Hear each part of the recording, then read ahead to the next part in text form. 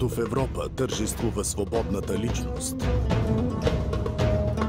една империя на изток агонизира.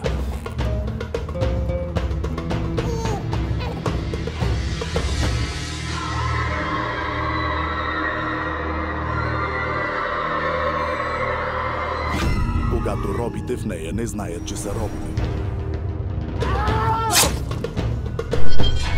Един е избран да понесе кръста на своя поробен народ. Стига, стой, Левски! Левски, стига!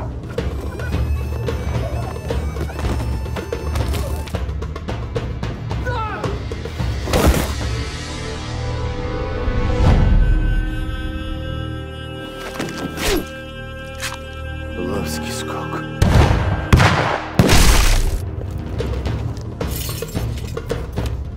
Братя!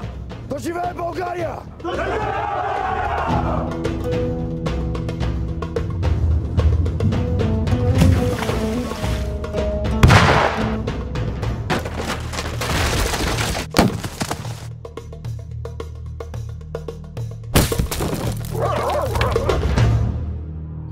Ако ние сами не се освободим, то с който ни освободи, той ще и да ни пороби. И не се подлъгвайте, че тези, които държат парите, държат и бъдещето ви, защото тези пари са ги взели от вас, а вие им се кланяте и ги въздигате. Решено е вече. Или сте с нас и народа, или ще ви пратим при черните души.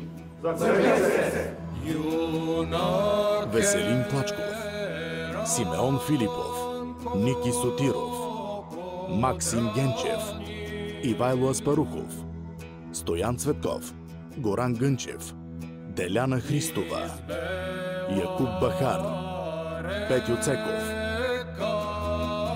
Във филма Дякон Левски.